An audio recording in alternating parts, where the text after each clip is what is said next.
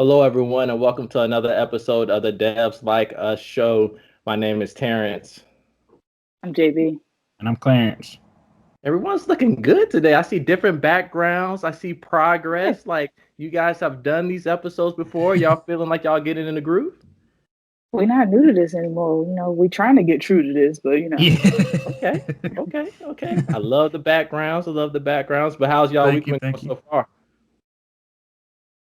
for me, it's been going pretty good. A lot better than last weekend. I mean, last week, but I'm making it. A lot of progress I love how there's another storm at the same time that we're recording. But every time. hey, we're working, we're recording. Clarence. I'm doing pretty good. I have to agree, this was a much better week. I can't complain. No complaints here. How about yourself? Yeah. The week has been better now. I mean, the weekend for sure was rough with the loss of Chadwick Boseman. He was definitely a giant, like the perfect example of what like professionalism is. So that was pretty rough. Like had no idea. I saw the picture that when it started to go around that with him losing the weight, but I had no idea he was pushing movie after movie after movie, and Mhm. so that was rough. And trying to explain stuff to my son when he saw like overheard stuff on the news and was just like he got to have that talk, that explanation. So but yeah, that was pretty rough. That was pretty rough. Yeah, I agree. I think that it was definitely an eye opener. I think it was a good reminder that life is really short, and it's just a matter of valuing everybody's time. Because you never know how much time any of us have, but just making the best of it, and just spreading as much love as you can while you can. Um, you know. Yeah, for me, it was, this man did so many different movies that means so much to so many different people for various reasons. And to know that throughout quite a few of those, he was sick and dealing with that, it really means a lot.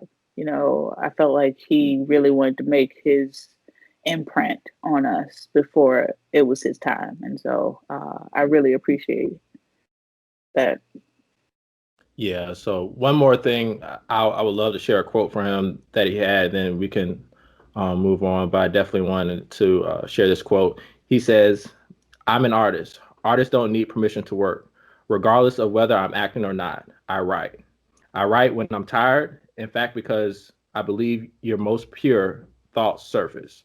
So I just feel like that was like probably the best quote I had to summarize up his work. Like you could tell that he knew what he was doing had a purpose. And I know we're in two Mhm. totally different professions, but regardless, you can always admire people through their work and their Yeah. craft and what they do and relate it to your work. And I know it's totally different acting from developing, but I feel like the work ethic and grind is there regardless, of what you're going through. You always want to make sure that, first of all, that you see the purpose in what you're doing. And so that Mhm. passion and that commitment goes out and shows through your work. I think he set the bar so high where like that was something I've never heard of someone going through that for 4+ years and going through what he was doing to in Five Bloods. That was like That was just all of recently. his a lot of his acting roles were like very very intensive, Mhm. like in the heat, doing like crazy things. So I mean that just um, it just speaks volumes And about he him did quite a bit of his own stunts, for sure. so the fact that he was doing those stunts, whereas like we've all been touched one way or another by someone who's had cancer. And so we've seen those moments of weakness and things. And so to be able to push through that, to give us these was really great. Um, and like I commend him for it because like I've seen like family members go through that and it's just rough on the body. So yeah. Yeah, Yeah, I think and it's for a him to just go ahead, Clarence. I'm sorry. I was going to just say, I think it's a good example of, I think you touched on it as far as saying living within your purpose. It goes to show once you find your purpose, that's your guiding light. That's the light that, guides others, yourself, and I think like it was just super impressive to kind of see how he left a legacy and a lasting impression on so many people, with so much going on in his own life to just kind of say, hey, I'm putting my purpose ahead of me and making sure that this is for everyone, not just myself, just sacrificing himself for just the greatness of others. Yeah. For sure. Well put, Clarence. Well put. And I can go on for days about this, but like he really like cared about making sure that people had representation. And for us, there's a lot of times our superheroes have some type of negative connotation to it, where like we're either objectifying women or we curse a lot or do something that might not be like kid friendly. And this was like that, like he played roles that we of people who were good role models, and of like the superhero where like there was no negative under connotations to it. It was just like Yeah. a pure like really good person. And like to transition, then we realized like this guy was doing superhero things in real life, Right. and it was just Right. definitely touching.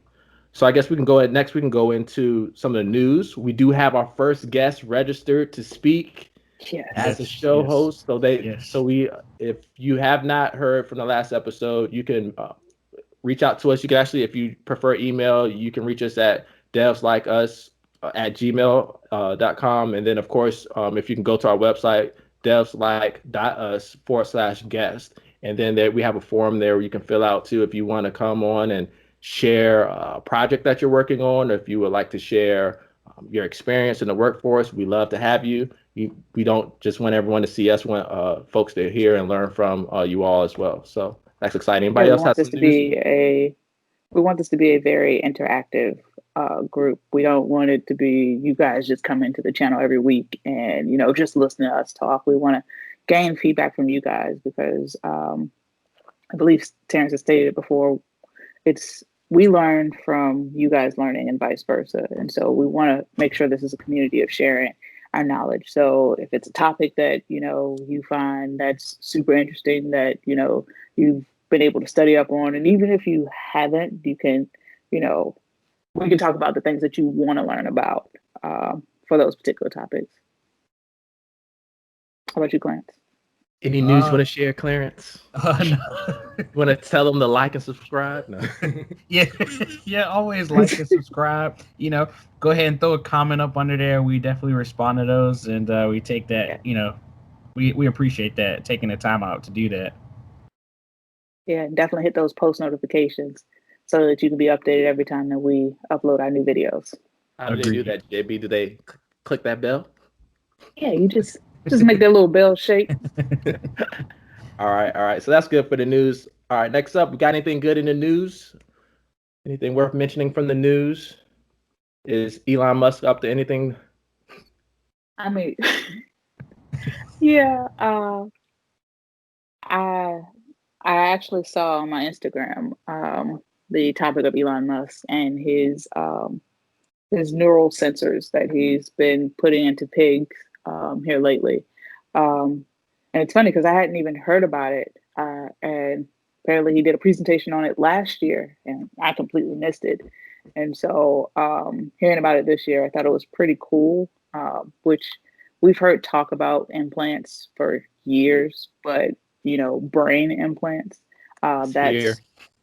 that's pretty interesting, but also pretty scary. Very scary. I don't even like my Fitbit on all the time.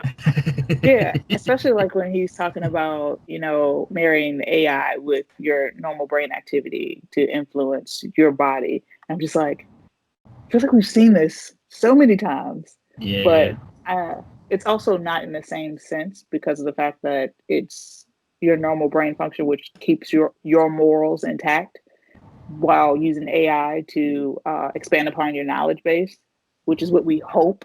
Till hackers get involved. Yeah, exactly. just walk around hitting people. It's like I can't control it, and yeah. No, you think about this though. Like, could you imagine you're on the phone and you're like, "Oh, hold on 1 second, I got an update that's about to happen. Please give me a minute." No, but really, like, you just go straight into it. You literally have to charge your the implant.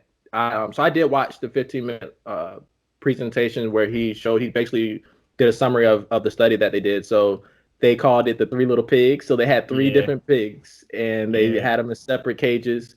And so the first one was just a normal pig. They didn't do anything with it. They just say, "Oh, he's happy." Then the second one, they had an implant in it. Then they removed. Hey, baby boy. They had an implant in. Yeah, I'm a family man. I still gotta keep it real. So the second one, they actually had the implant in them, and then they removed it to say like, "Hey, you the like we can remove this if you need to like remove it for any other reason." They said to get another one. Right. And the third, yeah, and then the third one they had they actually so Double they started implant. off with the three little pigs, and then he brought out a whole bunch of pigs after after the three little pigs. But the third one, it still had the implant in him, and then it was so then he had the screen showed up, and so whenever he was like sniffing around, it was like beep beep beep beep, and then it was just like this is real. They're here. Neuralink. Yeah. Wasn't Is it? There And it were was some pigs also too, though, that had multiple implants too, though, right? The last yeah, set of pigs that came yeah, out. it was that was like the fourth one. At first, I think that he just wanted three little pigs for the name, and then Right. he just like, look, I got all these it's other like, pigs here's all too. my other ones. Yeah, so then we also have one with two. Yeah. And so that was interesting as well. And then I think the most interesting part of that is of course he has AI and robotics locked down. So he also showed how you do the surgery. No manual surgery. He already has the robot that's going to implant, like cut your skull. And he was like, yeah, so your skull's about 10 millimeters deep. And so we've made sure that this implant fits perfectly. And so the machine actually does it in a procedure he suggests will last about 30 minutes. And then you'll be out of the hospital same day as surgery. Yeah. Crazy. I could Would you see. all And rather a human or the machine do it? I'm gonna go with the precision of the machine, just because sometimes hands can get shaky, and that's a very sensitive spot. But I machines can Yeah. also have a glitch. Right. I want the machine to do it, but I want a human to be backup if Got something it. happens. Yeah. Like True. if they get hacked and have to, they don't want to pay up the money. They don't want to pay up the True. money when when the hospital Yeah. gets True. hacked. Or I just I don't mean, want this in the main hospital at all. I want this like somewhere where like it's Some not outpatient center. yeah where people just it's not high visibility where somebody wants to attack it. maybe you'll have to take a trip on SpaceX to go to the space station to get it done, and they'll send you back. I'm not there. I'm not there yet. That's completely air gapped. It's fine. Oh, another issue. I think Oh, that is another pretty interesting, though. I mean, just the way that he was able to kind of get your brainwave, your recordings and stuff like that. If you think about it from like a little bit more advanced to being able to read your body, like we got a lot of wearable technology now that kind of gives you a lot of different health things. But could you imagine if it was just another step forward where you kind of tell, when something's going bad, or, just kind of give you a heads up like, hey, you need to, work on this, that kind of thing. It's like your own personal check engine light. Yeah, Like, yeah, hey, yeah. you need to check them knees because something up here told me your knees ain't quite like they're supposed to be. So instead of AutoZone, would it be Human Zone? You just stop Yeah. by, you said this light is You just blinking. come and scan in. But the thing that got me, he showed like the charging port for like, yeah, so this should be able to last for about 16 hours worth or a day's work, including like your morning and afternoons, and then you charge up at night. And I'm like, they took it off and like you had the little almost like iPhone type charging port that you plug it in. I'm like, this is just too weird, man. I'm taking It's off a not. piece of my head. I'm just not there Right. yet. I'm already old school now when I'm hearing stuff like this. All right. Next story. So next story, we all saw a nice video that was, I think it's actually slightly old, but it was still touching, and it actually goes into our subject today. Our topic today is how do you get involved in the developer community? And I think this next news story actually helps us ease into that conversation as well. So the last mile. Anybody else want to jump us off? JB, you always do a great job at summaries. Clarence, you do too. Yeah, I'm gonna try my best I'll let here. JB take this one. So, this particular video, we'll make sure we put the link in the description below. And but for this particular video, it's about convicts within a prison who are in the process of learning coding. This is coding in the sense of front end, back end, HTML, JavaScript, CSS. And it's giving these women a chance to expand their knowledge base and change their way of thinking from how it was when they came in. So it's definitely about rehabilitation and making these women marketable for when they leave the prison. And so I thought it was really good in the sense that, other places are just like, yeah, you're going to sit here, you're going to do your time, you're going to, hang around all these other people who have done, bad things. And that's it. And it's like, you don't really reform these people if you're not giving them the tools that they need to be better once they come out. And with this program, they're actually helping these women do that. And so I really thought that was great. How about you guys? Yeah, I thought it was pretty. I thought it was really dope. I know. So, a lot of stuff I've heard as far as like when it comes to trying to change the mindset of some of the people inmates that might be getting out on early release and that kind of thing.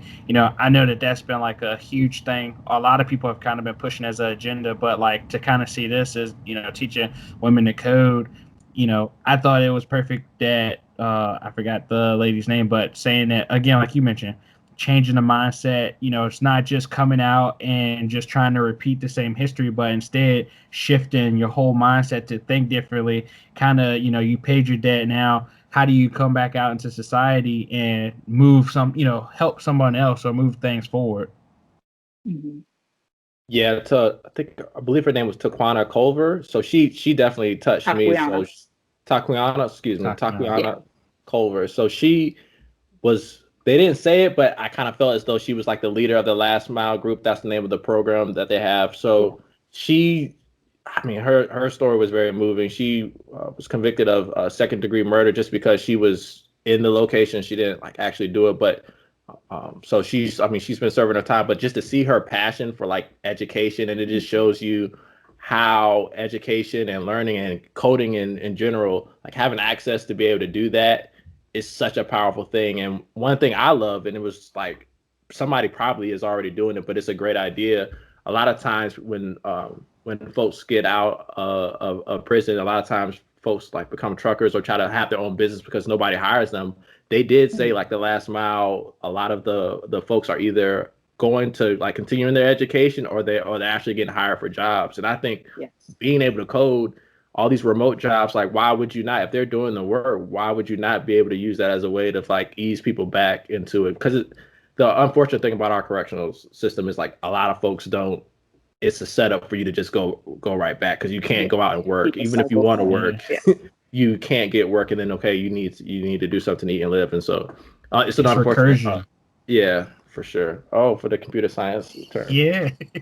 Yeah, See what but you that did was, there. and then so the and another thing I loved about that was community. What does community bring to you when you're on your journey, when you're learning to code? So for me, community is being able to see others that are in the same struggle, and seeing others that want to reach the same goals as you. So for me, I believe within the development space, you're going to come into some problems where my friend Clarence loves to say you're going to hit that wall.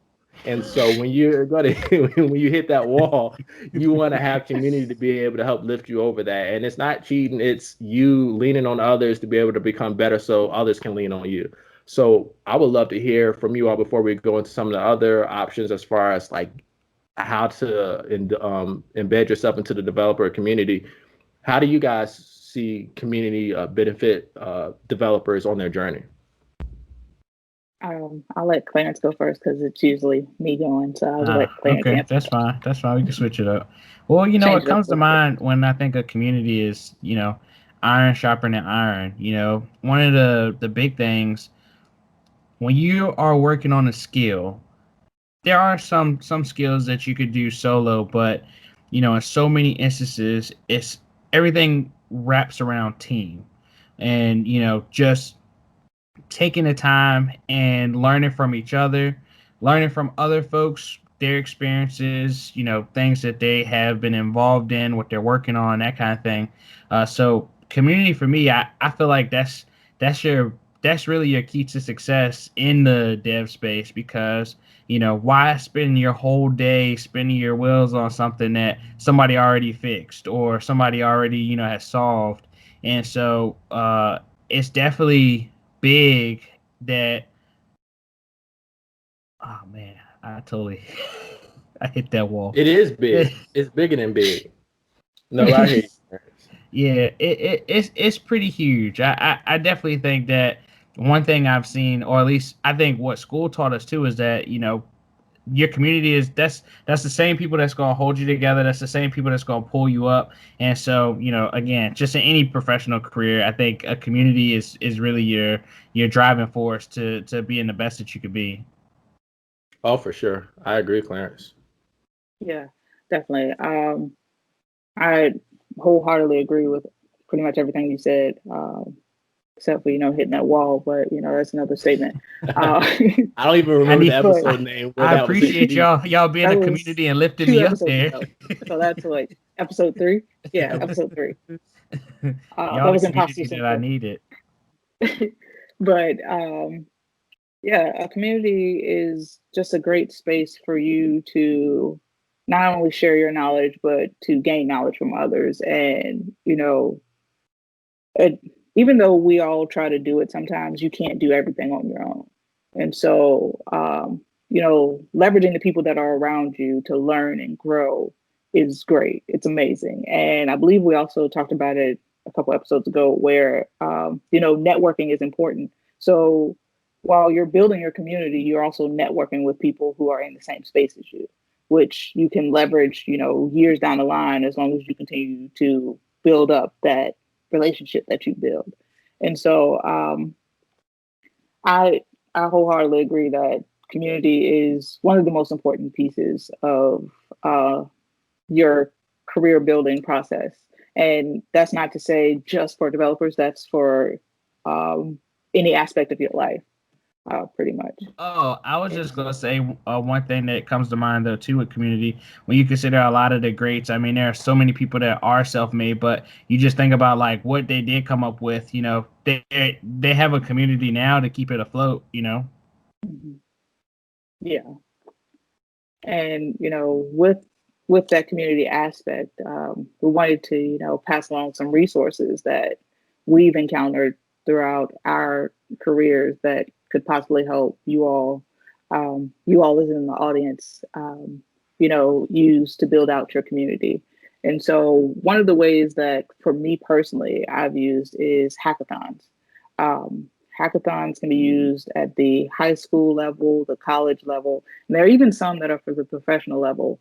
Um, and you can even, I've been to some where it's just a mix of all of those. And so it's a really cool thing that you can use for, expanding your knowledge base into a space that you either know little about, a lot about, or you have absolutely no prior knowledge to. Um, in the hackathons, a group tells you, we want you to create a project with this particular type of theme, and they give you a lot of leeway with those things. And so I've been to one where one group had a robotics project and another group had like a website that was doing certain things.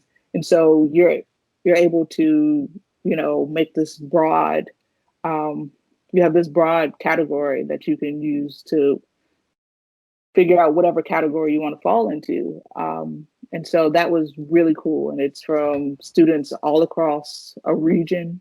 And you can either come with, some of your friends from your school and work together, or you can come and just build a group while you're there at the hackathon. And since it's from students all from across a different region, you really get a chance to build that community from, far reaching spaces. So like you may be in like Florida, but you're talking to someone that's from New York, and now you've had that chance to build that relationship with someone that's there. So when it's time to go look for that job, you may be able to say, "Hey, I'm thinking about coming to New York. Do you have some jobs? Some people who have openings?" And you can start that conversation that way. How about you guys? I wanted to ask a follow up question because I've only been to one hackathon and it was tied to the school, so I don't know if it was like as official or at how accurate it was to some of the ones that you mentioned. So, what Mhm. were like the type of the awards that you received at the hackathons or the winners received? Whereas Um, it awards with the job offers? Well, I think job offers are probably always on the table. But yeah, what type of yeah. reward So system it was there? depends on which hackathon you attend. because there are security hackathons, there are just web development, and then there's just your general sense of here's a topic, go do whatever you want to do. And so with security, of course, they're like, oh yeah, I want somebody from this, let me see who's the best of the best out of this particular group, out of this region. And then you may see that job offer come across the table to you. Some others was best in show, um, honorable mentions, of course. What else was it? I Any can't even think swag? of Did some of the everybody others. get swag? I love swag. Oh Yeah, I was yeah, gonna say it probably. swag is like the way to get the people in. It's like, hey, you come here and you learn, you grow, but we're also going to send you home with some things, some bags, some drives, some toys. Like I remember back in the day, I got the Chromecast when it first came out. Mm. I got the Raspberry Pi when it was really new on the market. Like I think it was what, Raspberry Pi B, not even B plus. So yeah.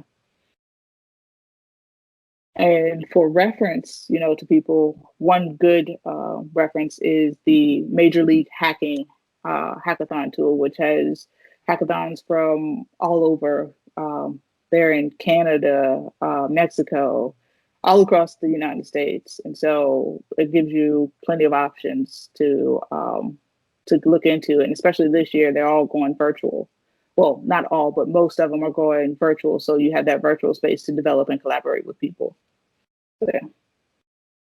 Yeah, I think hackathons are kind of cool because it's like, you know, when you're in a professional setting, sometimes you get thrown in a fire and you don't really know how to fix something and how to do something. But that's all a hackathon really is. And what's even worse is that sometimes if you're depending on the type of hackathon, you might be entering a hackathon with people you never even met. But now you're forced to say hi and get to know them really quick and, Use and those like soft really, skills.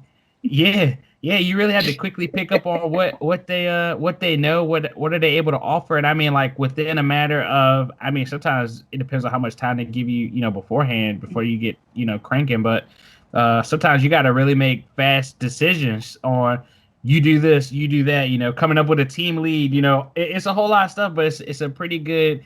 I would say it's a pretty good experience for whether it be however the length of the hackathon itself, but for real world scenarios, I think they're pretty awesome. So it Yeah. sounded like the Google movie The Intern, but just in a shorter period of time. Post. Yes. Yeah. All right. Yeah. I like. It's pretty I like. much it. Well, kind of like at the end of the movie Intern, where they came up with their idea and they were Right. trying to sell it, but you're also coming up with that idea and developing a prototype for that particular idea. Gotcha. So it's a very expedited process of prototyping, Mm-hmm. which I think is really great. It's a little stressful because like you're basically spending an entire weekend where you're getting little to no sleep and doing a bunch of development with these people, but it's a great learning experience. I feel like I've been missing out. I only Now did one that other one. thing, Just maybe. yeah, I was gonna say at first, I'll say I've only done maybe two hackathons, and probably the second one was the one when I felt like, wait a minute, we're doing a whole lot of development. Do we get to keep these ideas? Like, who's gonna finish this? What if this was $1 million idea, Oh, like right do you have here? to sign paperwork before you get in there? Sometimes At you some do. of them. Oh man. I think so. Some Yeah. some of them you have to Because I sign mean, a some NDA. some hackathons are, um, like we said, they are pretty much job interviews that is basically let me see what you can do. And Right. with those, it's a company saying, "Hey, I can bring all these people in and get this free work, um, True. just by I have an idea that I want to develop for my particular company. Let's see if we can get it started with these groups of people and things." So yeah. Yeah. Yeah, I think that's kind of like what I saw too. It's just like it's like you see a whole bunch of people coding away. You're just like, hey, did anybody ask who's keeping these ideas? Like, Yeah. do we get to push this to our own GitHub? Like I know we're pushing it to this hackathon repo, but one thing that's super interesting about it, as I mentioned earlier, as far as like the experience goes, is that um you think about like a senior project or just a project at work that you're given like months to do, versus like a hackathon, like you mentioned, it could be a weekend. It could be, I think I've seen some. There was a conference I went to during school where the hackathon went overnight.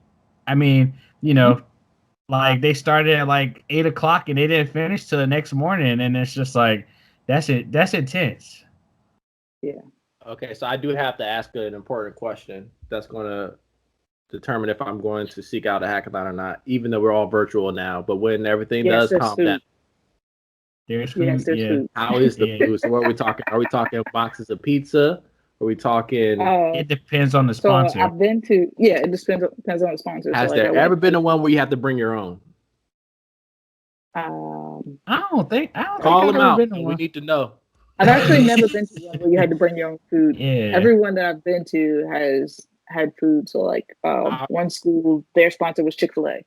Another school, Endless their nuggets with the sponsor was sauce Pizza Jump. With Yeah, the sauce. they had With the nuggets plus sauce. sandwiches plus and sauce. sandwiches, deluxe pepper jack. I don't know Okay, about that, I but don't think they went that far. I think they just yeah. went, regular sandwiches I with pickles, understand. and we're You gonna got a call lot it of a day. people to feed. All right, all right. Exactly. Let's not be out here trying to. Let's get some deluxes. Let's get some, pickles, no pickles. That pepper jack cheese will It's a change lot. your life. Yeah. Okay, so I like that. So and then the next way that we had listed to get into the community was meetups, right? Less Yeah, intensive. and I believe Clarence has done this one. I have not had the pleasure of doing one of these yet. I will say I love meetups. I was a pre-pandemic. I think probably like the last couple years, I really made an effort to attend meetups. I had been hearing a lot of people talk about them, and a lot of people kind of advertising, come here, and I think at the beginning it was just like I don't know I don't want to go meet people. I'm a little afraid they might bite. I don't know. You just don't know Imposter what you. syndrome. Yeah, Kicks yeah, in. total imposter Am I syndrome. ready for that? Episode That Three. was episode 3. Yeah, episode episode three. three. Check it out. Yeah. So, you didn't know who you were kind of going in, what you were going into. So I did, I will say I started going with a friend. So, because we both kind of had the same, feeling of we didn't know what we were kind of getting into. But meetups for sure have been super beneficial because, I mean,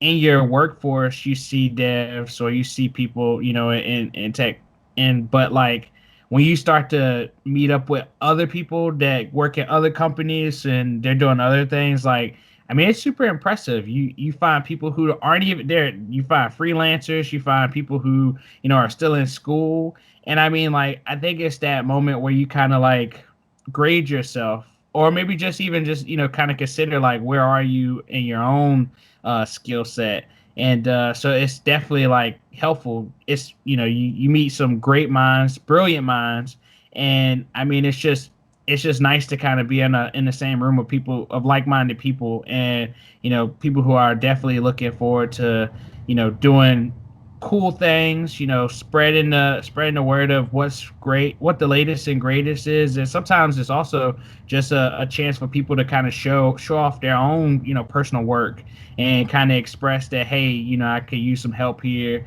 and are you interested in that kind of thing. Yeah.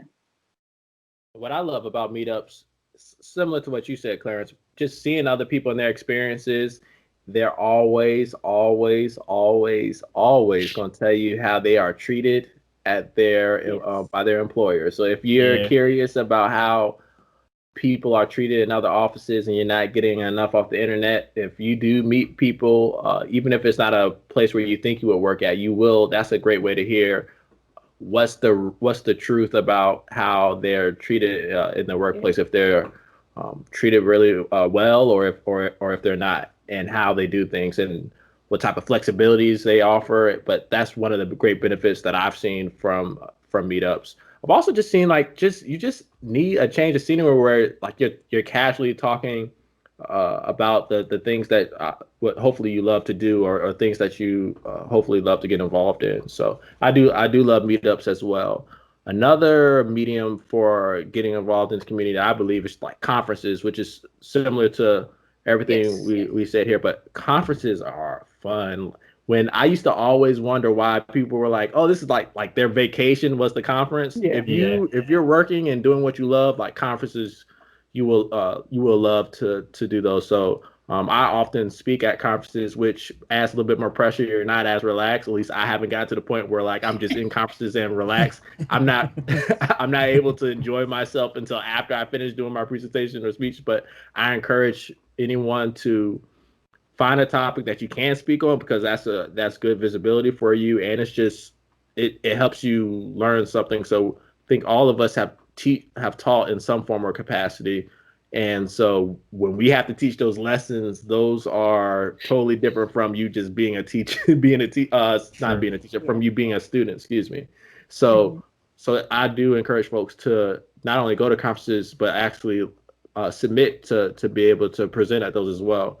Um, the worst that can happen is you can have a hiccup here or there, but once they accept you, they've accepted you because they believe that you have like something of Something value that to people want offer. to hear. Right. So Yeah. Yeah. if you so that's take that as a filter, like, hey, they accept me, they want me to be here, they want me to talk. So that's the way I would approach it. But I love conferences. What else do you guys love about attending conferences? Conferences is a great way for me personally. For the last few conferences I've been to, I go in there and of course it's something of interest to me. And so once you're sitting down with those people that you've never met, for lunch or dinner or whatever, or just during a particular talk, there's always that one person that's like, hey, so I'm such and such from somewhere. And who are you? And then that conversation starts rolling and you get into, Get new the Facebook topics friends. of, Yeah. right. It's like, are you on social media? LinkedIn, LinkedIn, Maybe. LinkedIn. LinkedIn, excuse me, LinkedIn. And so you get those people and they, start talking about things they're working on, which may or may not be, super similar to what you're working on. And if it is similar, you can, kind of leverage them as far as gaining ideas and vice versa, just because of the fact that there have been a lot of times where it's like, oh, have you heard of, such and such topic? And you're like, no, I actually haven't. And you're going back to your job and it's like something great that, was that one piece that you were missing to make your project work. And so I've had a lot of those conversations while I've been there. Or when you have the same like somebody just done a presentation on a similar use case that like you're having your Mhm. office or your employer is having an issue like solving or making sure that it's efficient. You go back to the office, say, so yeah, so this is what we're going to do for this, and it's Yeah. because of what you learn from having those technical exchanges with folks. And most of the folks, like you people, even if they are introvert, they tend to be more receptive of folks because they know like this is a Mhm. conference. People are going to come up to This you is a randomly, networking event. Yeah. I right? have to talk So yeah, so the conference gives you an excuse to just randomly go up and talk to people. It's pretty much and enforced, not no, seem not weird. enforced, but they definitely encourage it with It's very icebreakers. encouraged. Yeah. Yeah, I miss conferences. I haven't been on a conference in so long, but I do remember like it was so much fun. It was again like JB said, you get a chance to meet some really great people. I used to I remember the few conferences I did go to. You felt like you were somebody because you got in. It was Got that just little like name tag and They don't be letting you in, like, yeah, Clarence. that's me. I mean, there's different conferences now, but I think like when we You were gonna in hate from the school, outside. You can't even yeah. get in. Yeah. I know now, you just got to pay a little, sometimes a pretty penny to get in if you're not sponsored from your job. But you know, um, it used to feel pretty Or you good, could especially present and they might pay or for you. or you could present, and I mean even that because now you got a little bit more of a motivation for the work that you're doing because now you're gonna put on a show or a presentation for people you don't know and you don't know how they're gonna receive it, so you're super critical on making sure you cover a lot of the details that you need to and kind of just plan everything out. So it's definitely a good experience for that. And for It me, definitely my tests biggest your fear soft was, skills. yeah. Yeah. Oh, what do you say, JB? So it definitely tests your soft skills, like especially with presenting. You have to be able to relay that message to a very diverse group because with conferences, even if it's a technical conferences, there are still some people there who aren't technical people. There may just be like a job recruiter there that's just just there to gain the knowledge of what are the hot topics of this particular time, so I can take it back to the job and be like, hey guys, like we need to really be, doing this type of thing. And so you have to really be able to work on selling your topic to the people that you're talking to. So yeah. I have another topic for us to talk about at another time, and I want the audience to kind of be able to reach back to us about it. Not now. I know, JB. I'm not Well, getting off your how schedule. about no? Just drop the topic, and then we can have people, start that conversation in the Right. comments, and then But technical presentations, I actually would love to do a topic on that because the Q&A at the end is big. Live demos versus recorded. There's so much content oh there. I man, feel like that has to be an episode. You want to talk about it now, but you can't. Remember, you I can't. do, I Community, do. building community. Maybe next week's episode. Back So on subject. so building community, and then conferences. I love being able to fly into a new town, and each conference make sure each of Try my favorite that food. conferences, they give me a flyer of if I want to be a vegetarian, what I eat for that. If if you like this type of stuff, where you can eat for that. And I just love all the hole in the wall spaces where I can just go in, and it kind of looks like JB's background where I'm going in and eating and drinking coffee. You I feel love you the feel like background. super fancy while you're in there. You're just like, okay, this See, is new. I do. I feel like conferences are like a good refresh. I think it's a reminder that what you do on a day to day is totally valuable, or what you're working towards. There is a end goal, and I think that's what conferences embody. As a whole, it's just like, when you're feeling like what you're doing just isn't fun anymore, or just you lose interest. I think when you go to a conference and you kind of see some of the other stuff people are working on again, and like you mentioned, if you're working on something similar, that alone is something to say like, okay, this isn't as bad as I thought it was. I'm actually doing something for a greater good. Mm-hmm. And my advice too for those who aren't working for a technical company or working professionally yet, or if you're in academia, you should have try to see if your school, if they have any type of scholarships where you can go to a conference. And even if you're not in any form of higher education, save up. I would save up some money, but first I would definitely go to YouTube. And a lot of these conferences they have their talks on YouTube, and learn see if there's something that you're not able to physically go there. It's not as good. Watching it online, it's not as good as going in person, but you still can get that recharge. The people who they have talking a lot of times are very, very passionate about the topics that they have. Yes. And I've gone to conferences and I'm like, I've never even thought about going that deep on like that Mm-hmm. service or on that particular piece of technology. And it's kind of what Clarence just stated. It does, like, I'm always come back motivated and recharged from a conference because I'm like, hey, this what I'm doing is relevant, and it's like there's great great things that I can go and try and implement into the office. And a lot of times you can just go back looking like a hero if the whole office didn't go, if you have Yeah. certain things. Like, So so that what did you happens. learn? And you have to, give that technical presentation on what you learned from the conference and spread the good news. Right. Exactly. So I know you So my, said you spoke at a few conferences. Did you build a fan base?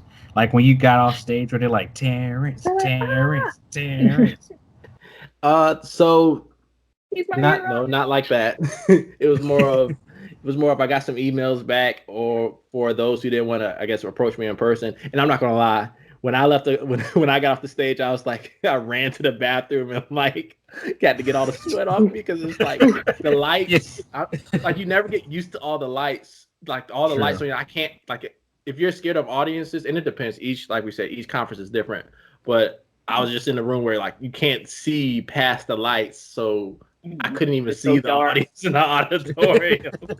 but so I'm doing a few more this year. This year probably I would probably get the most I've ever had. Unfortunately, they're all going to be remote, so it won't be the exact same experience. But I'll still be staying in rotation. So I've actually last year was my first time really like starting to do those the conferences that weren't like the academic ACM type conferences. So we did like all three of us all three of us did a lot of those type of conferences. But if you're in school doing like the poster type conferences, these are like totally different Yeah. fields. It's I miss more the hands-on, posters. less theory. It's yeah, that plus, um, it's just a very different vibe. Like for the ones in academia, it's very structured. Like this is what we're going to do. We're going to have this talk, and then we're going to have this talk, and we're going to have The presentations. Then we're going to have dress, yeah, lunch. Then suit we're and going to go tie, back, like and it's like, yeah. the Vaseline on the Whereas, forehead. We were all dressed up.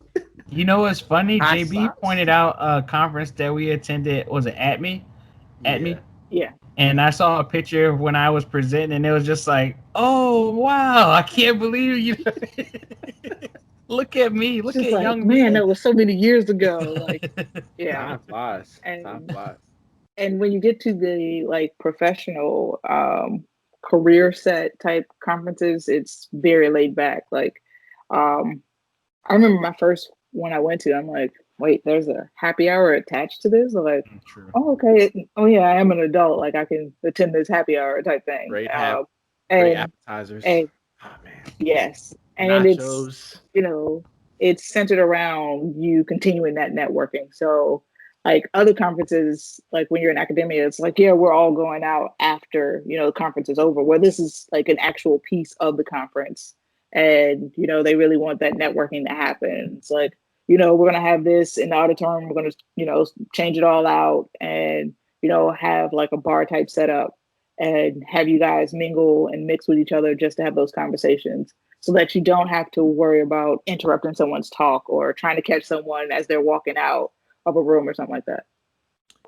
And that's a great point, JB. And I would like to add something to that. Go You ahead. can relax, but never like Please don't don't. keep it Don't be that together. person. Keep it Yeah. together. So I used to always go back to the rooms and afterwards. I didn't really do the whole after hours. I was like, I'm already because it's gonna be all day, and I was just All drained. I'm day. like, I'm not going to another event. It's like 9:30. It's about to be 10, 11. No, I'm not going. But I like once I started to go, like they are like work is still happening, deals are still happening, people are still communicating and collaborating, switching jobs, all that is still going on going Yeah. on. If it's in a project, people are maybe they might not get a position for certain projects, but like things are happening. So still be on. It's relaxed, but always know still like think people are still Please working. be on your They're working P's and around the clock. Q's. True. Yeah. Oh, and take And business cards. yes, Ooh, go ahead, hit them up, definitely take Clarence. business Why cards. That's do a we need to big take one. cards? You need business cards because, like, I mean, now we live in a different era where you can easily pull out your phone and QR type codes. some, yeah, QR codes. Yeah, you could do that. You could type Here's in my somebody's website. info. But one thing that I've learned that really sticks is you hand your business card, that person gets back to their room. And they empty out their pockets, and they're like, "Who?" Like they might not remember it right away, but it's just like, "Oh yeah, this was the person I was just talking to, as such and such." And now there's no chance of them having your wrong info, the wrong number. If you got a long email, the wrong email, missing a number, missing a letter or a number or whatever the case may be. Like it's definitely a good way to get all your information in one place. And I know they get a little hefty sometimes because if you're constantly updating stuff, but maybe build yourself a website, keep all your stuff updated there, but have your email and your cell phone number or a number on there so that people can directly contact you and kind of follow you. And there's no Yeah. reason for us And not to have a web page now with GitHub pages. It's too easy. yes. One No more thing hosting I was costs. going to add is the importance of going to those like happy hour settings. You have to remember that everyone that's at this conference is still a career professional. There are some people who are still on the clock and they still have to attend meetings and things. And so you may miss that chance to talk with them at lunch. Like you saw them give a talk at like 8 o'clock in the morning, and then you missed them and you didn't see them at lunch. And you're like, well, what's going on? But if you go to that happy hour, guess what? They're usually off the clock at that point. And so they have the time to, talk to the people there. And so you have to really make an effort to have those conversations with people. Not to say you be that pestering person that's, really creepily standing off in the corner, like, okay, my turn's next, my turn's next. But, just making sure that I you like to put drop a yourself out napkin there and by have those them and then conversations. go pick it up. No, I'm just playing. Very weird. Don't do that. I'm just joking. Just joking. It's like, oh, did I do that? Oh, hi, head of such and such company. Are you the You've secret? become a headhunter without the job title. Oh, okay. You know, Yeah. or one thing we got to add too, you think about conferences, you definitely have to work on that elevator spill because, you might only have a few minutes to wow somebody. So, having as much that you can, compact in maybe a minute or 2 minutes at most, so that you actually get your work across to somebody who might be interested. And in another experience, I've been to conferences where a number of people have been pulled in for interviews at the conference. Hmm. On the spot. Yeah. That happens. Yeah, yeah. And I some know of what you them, think. yeah, and some of them did not have to pay to get to that conference. They're already working for someone, and they're doing interviews. And so, uh, I'm not telling anybody how to operate, but I just like you should go being prepared, knowing that does happen. That does happen as Yep. well. They don't even like we're already in person. Let's do an Yeah, let's interview go ahead and do this now. I don't need to Yeah. fly you out or any of that stuff. because Yeah. people we often talk about swag. Another common element is at conferences are there's like a swag area where a booth area where you can go around and see different demos from different companies that relate to the conference, and you can get swag. But most of the time you have to chat with them, or you can just go grab some. But Mhm. most of the time you're supposed to like chat with the folks there. And most companies, if they're big time and they're a sponsor, they have HR there, they have the outreach folks there, they have technical people there, they have the Yep. people who are trained within their company to do interviews. So all those are there. They don't nothing's free. So it's True. free but Yeah. not free. So Just remember you got to take that flight back, so don't get too much swag. Pick up all the pins. I'm exactly. just here for this. Exactly. Take that empty suitcase now. But yeah, that is true. That is definitely true. And then the next one I had as far as how to get involved and emerge within the developer community is open source. There are a lot of great projects that you have access to from Google to AWS, Amazon to Microsoft, like any big tech company, they have some type of product that they have open source and you can have access to it. And so you don't necessarily have to be an expert on it. It could be as easy as looking over their documentation and if something's not clear or if there's a grammatical error somewhere, you can make an edit and do the pull request that way. And that is probably one of the coolest things you can do. And then also they have like within the open source community, a lot of these projects they have monthly or quarterly meetings where their lead developers are going, and these are open meetings. Like if you literally just sign up for to say like, hey, you want to You be a can just go. contributor, and you haven't contributed yet, but you get all their newsletters, and they're saying, hey, we're going to do a Zoom meeting here, or we're going to meet. Most of the stuff is online because these people are global contributors. Most of these people have contributors across the world, and they don't all live in the same place. So those I have even before the pandemic, always mostly been online. And then they do have some in-person stuff as well. But get involved, and you can just be around it, even if if you're never able to truly contribute directly to the project. Add to the body, and like you learn so much from those as well. And there's also a lot of those meetings for projects. A lot of times if they're going to big conferences that are general, a lot of times they'll have like those meetings at the conference too at separate times, and they'll be pulling out their laptops and they're working on committing and doing merge and pull requests to those open source repos. So yeah, And open source for one me is big. unspoken thing is with open source, that is also your unwritten interview.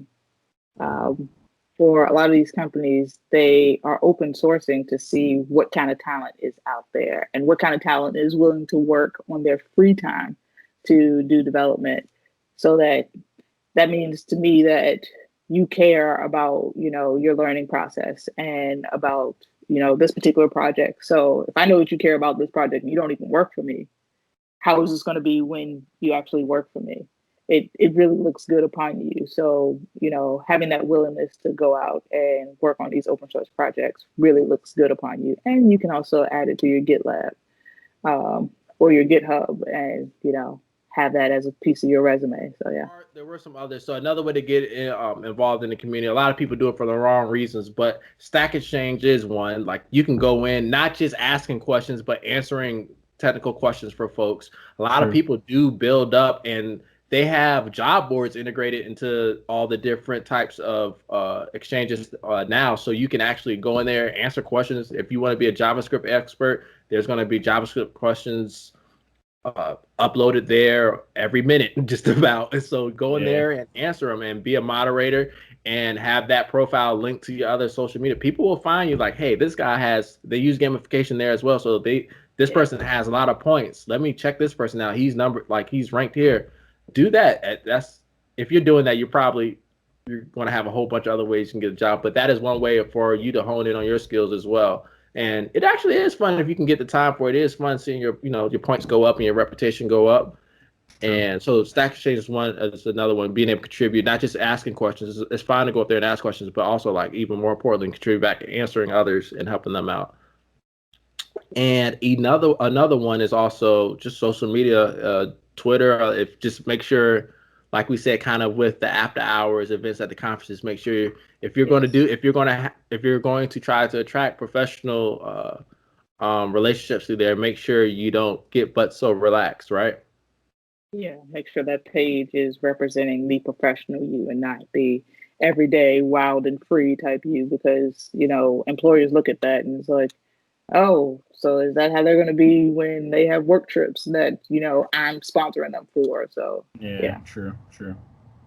That'll say a lot about yourself. Yes. Unless they're good things, right? Sometimes. So it just depends. It could be that deciding factor on you getting that job. Exactly. So I hit all my recommendations for when it comes to contributing to or getting involved in the developer community. Anybody else have any other ones that want to hit on? Tapped out. They're all tapped out. Yeah. I think we even wore Clarence. Clarence over there listening to the episode. I just sitting in my chair. Pulled out some popcorn. It's like, oh, this is some good information. I had some over here, but I didn't want y'all to hear me chewing. But so we did say, Clarence, that you were going to wrap it up today. Do you want JB to wrap it up, or do you want Clarence to wrap it up? Oh, so did we have any? Did we have any final points? Any? No, that's your job. That's my job. Okay. Yeah, you're wrapping up. So I think the biggest thing from today's episode is I know we didn't use this term a lot, but portfolio. It's a lot of stuff that can be embodied in your portfolio, but from the main points of this episode is community. Having that community will help you with your portfolio, knowing how to build your portfolio, and just a matter of getting you to that next step. So that was it. That's all I had. Don't forget to like, subscribe, and hit that notification bell. No. All right. Thank you, Dev. Thank you for listening. My friends are being silly as always. Keep hitting us up in the comments. Everyone that subscribed or followed us this past week, we appreciate it. We want to hear from you. devslikeus@gmail.com. Visit us on our website. Hit us up in the comments. We want to hear from you. And we have guest speakers coming. We're excited. I'm Terrence. I'm Clarence. JB. All right. We're out. See you all next time.